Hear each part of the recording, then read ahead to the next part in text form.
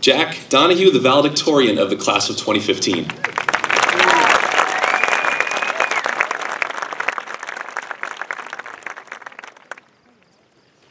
Good morning. Today, I would like to congratulate a group of individuals who have undergone one of the most daunting tasks in life. This is a group of people who have spent long days and even longer nights with a single goal in mind. Congrats, parents. You've done it. But in all seriousness, congratulations to Pentucket's class of 2015. This day marks a rite of passage into adulthood that vindicates our past efforts, commends us on our current achievements, and enables our future endeavors. However, before I continue, there is still one order of business, and that is to address Anna. In my time knowing Anna, she has had two tenures in my life, that of a competitor and that of a friend. Fortunately, the latter has been the relation we have allowed to blossom. Anna is exquisitely intelligent and a magnificent person, and I wish her all the best.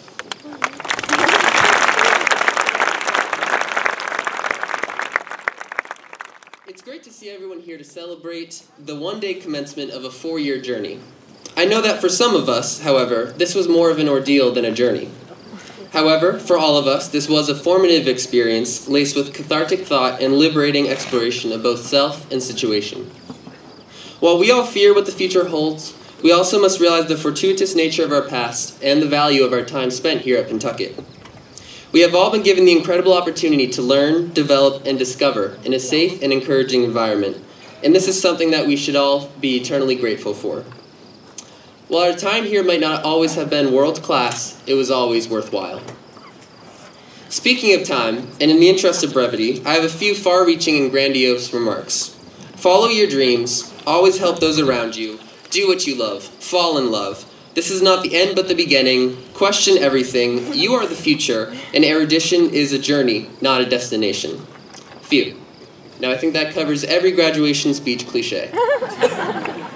I do this because I have a dream. It is not MLK's dream, and it is not a new dream.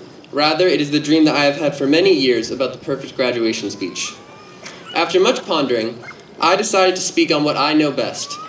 After years of playing tennis, working in the classroom, and volunteering all around, I find what I know best to be simply people, and beyond this, myself. Thus, I decided to bestow what I feel to be my insight on the human condition through careful analysis of myself and my experiences. It is not that I have any transcendent perceptions or superior intellect with which I give this address. Rather, I've earned the airtime, and like it or not, you have to listen. When giving her commencement speech to a graduating class at MIT, renowned businesswoman Carly Fiorina said how students told her that they wished for her address to be based on her life experience, not esoteric theory. With this in mind, I am going to be speaking to and exploring 4 qualities of man in spoken free verse poetry. Color. We all have color. It is a Thursday, and I remember it so because it is just me and Elena d'Olimpia.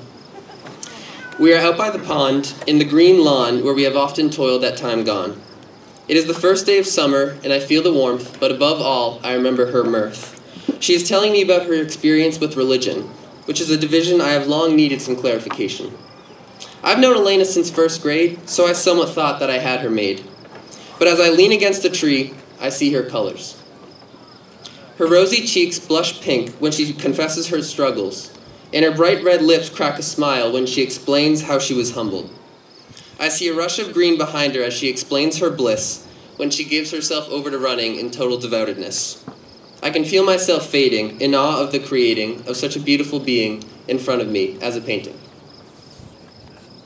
Potential. We all have potential. I once argued with a classmate of mine that to be a Fortune 500 you needed no spine, but rather all you needed was some fortuitous luck as well as a moral code willing to bend to make a buck. So I will speak of our collective potential for success, not as will be found on any business desk, but rather in the stage of living that you and I will both participate in. I am young, 4 at most. I hear my cousin Matt talk, but never boast, about his experience getting the boot from a party at a little place called Duke. Then I hear flow out of his mouth a torrent of anecdotes from the South, and I think, hey, I could see myself in a place like that someday. Next thing I know, I am decided on where my collegiate fate resided. I then went on with unvariable certainty that Duke was the place I was destined to be. But this was the type of childish dream where mothers say, yeah, go back to sleep. But I knew I had potential. And as many know, I answered my own call as I am enrolled at Duke for this coming fall. I do not tell this tale to boast, nor for sensation, but rather to make an admission, to show how predestination can be created in one's own imagination. Depth. We all have depth. A face in a crowd, a grain of sand in a mound. This is all most people will ever be, to most who only see each individual being from a shallow point of seeing. But consider this. Each and every person is but a kayak on a river volatile, while the past, present, and future unpredictable, with every gust, current, and paddle changing the course of the suspended vessel. Every person has depth. I am but a boy, and the woods of New Hampshire my toy. I can feel the sun warm the moisture from my back as I reach into a pack that does not lack with a plethora of snack. I hear my father. He is chasing me as I go from rock to rock, and beneath me I can feel the dampening of my sock. But I do not mind, oh no, as I know that this is one of those times that I will remember and tell to my son before my time with him will be done. I realize only now that I have a past, a depth, that I share only in complete totality with myself. Pluck. We all have pluck. Pluck is the grit and the nerve to put oneself out there and give others what they deserve. Pluck is audacity that, with a little bit of luck, allows us to live fearlessly without giving a slight bit of care. It is only a few weeks ago, and there is this girl I really like, and I just want to be able to tell her without her telling me to go take a hike. I worry about when I tell her what she might say, but I feel that I should do it before the close of the day. I know that it is time to call forth my pluck.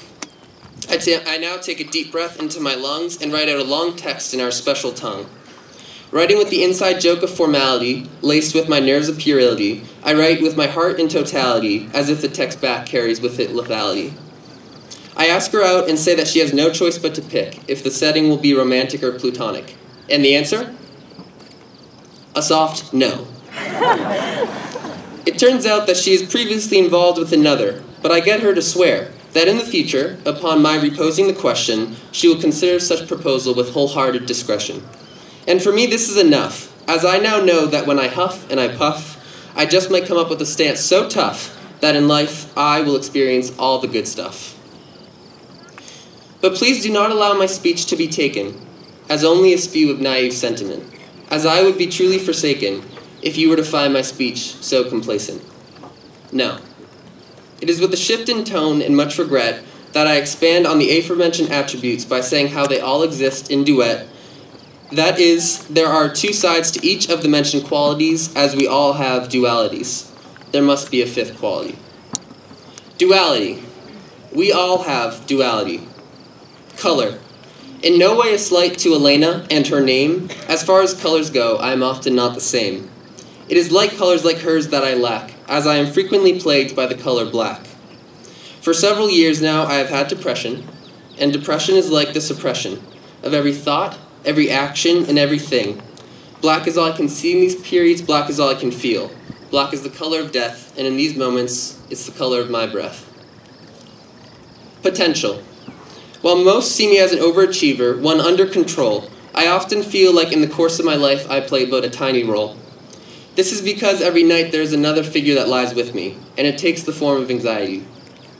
I have lived a life hampered by superstition and marred by a lack of intuition. I have ambition and passion, but many times all I can come up with is inactivation and regret over some pitiful action.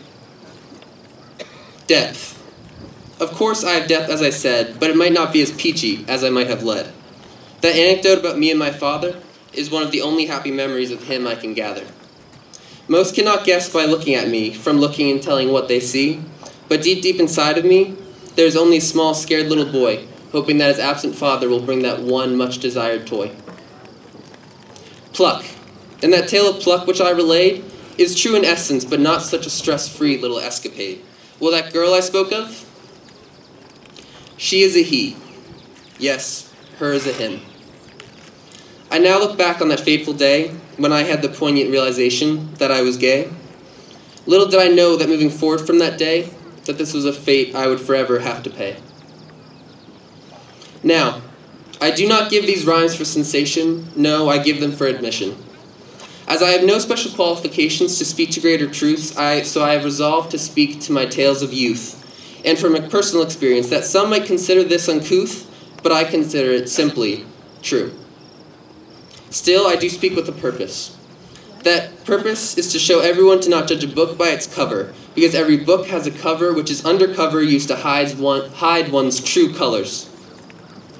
I've lived a life without union of self, because my image and myself were not in unison, but I wish that everyone here may live in communion. So please do not judge a book by its cover, for there is plenty more to discover. Now, I want to leave off with one final note. I hope that in my earnestness today, I've made a point about living in one certain way. For the sake of you and all your nearby, never live a lie. Rather, live to your full potential, with all your color, potential, depth, and even duality. As if you do not, the results may be consequential for living a life that is wholesomely artificial. Be you. That is all you will ever be able to honestly do. Thank you.